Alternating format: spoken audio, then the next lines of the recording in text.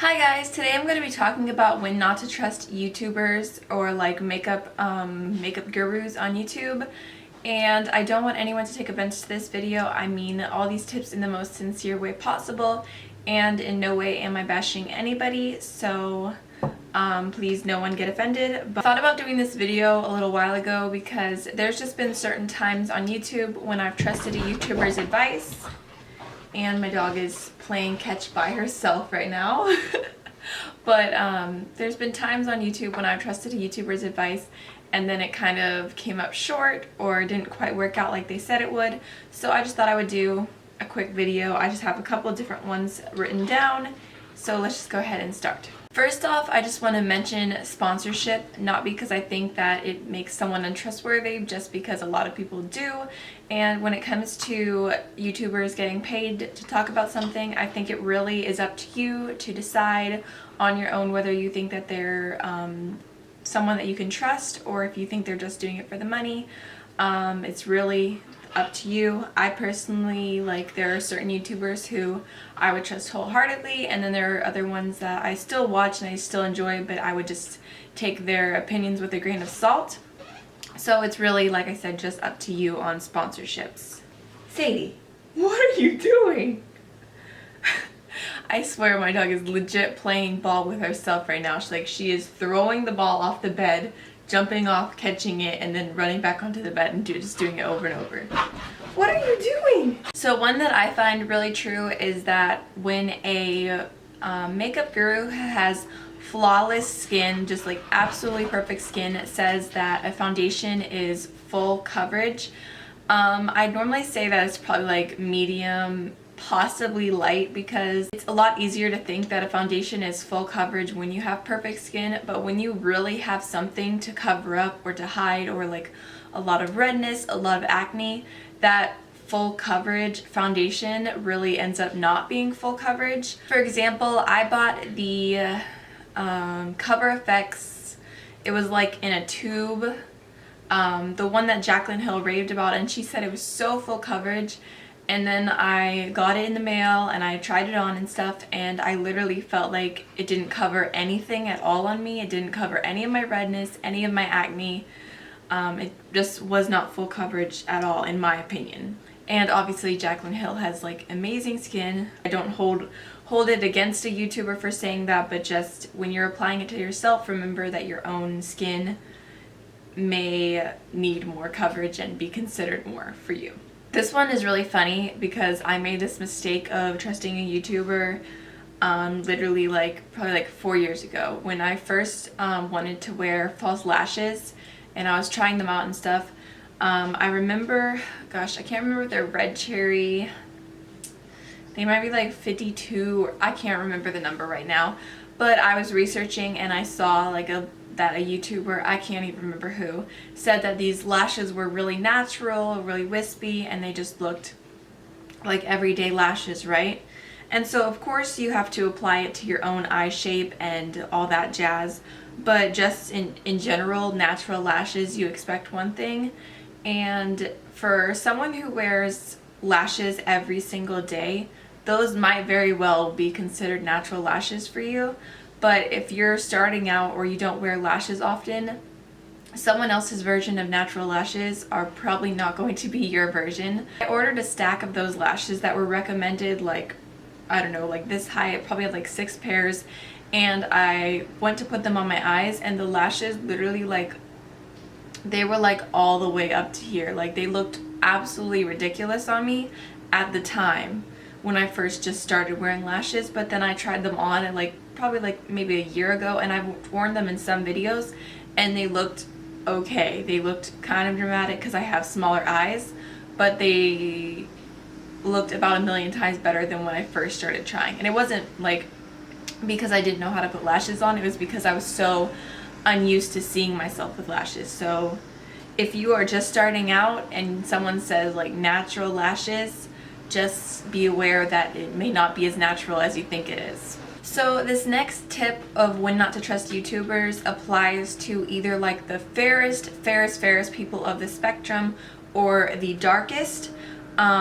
this obviously, if you find a YouTuber who has very, very fair skin or very, very dark skin that you can trust, then this doesn't apply to them. But just in general, YouTubers who have different skin tones than you and you are on those broad ends of the spectrum, when they say that a product is perfect for every skin tone, take it with a grain of salt. They might be thinking it'll work for someone who's a little bit lighter than me or a little bit darker than me, and that's like their version of like every skin tone. Or they might be thinking like it'll work for neutral, it'll work for cool and warm. But I don't think that like a YouTuber who says this is perfect for every skin tone does it on purpose. I think that they're just a little bit ignorant as to how truly different skin tones can be. Like, for example, again, Jaclyn Hill, I know I keep using her, but she said that Champagne Pop was perfect for all skin tones, and she mentioned that her sister, who's paler than her, was able to wear it. And I'm like, yeah, that's great, your sister who's paler than you is able to wear it, but is the fairest person out there able to wear it? No. Like, I bought Champagne Pop still because I wanted to support her, but I have to mix it in with paler highlights. Ooh, side note, if you mix it in with NARS Albatross, it is absolutely amazing. But yeah, it's not perfect for my skin tone, but I have seen it on really dark skin and it looks amazing. But like I said, just keep in mind, it might not always work for you, especially highlighters, because I see people all the time say that it's perfect for every skin tone. I get it way too dark. Another really good thing to keep in mind is knowing the person's skin type, because they might be giving amazing recommendations, but they're amazing for people with dry skin. So if you have oily skin or you have sensitive combo, it's really important to think about that before you jump in and immediately buy whatever they're saying, because sometimes whether you're dry or oily can really make or break a product.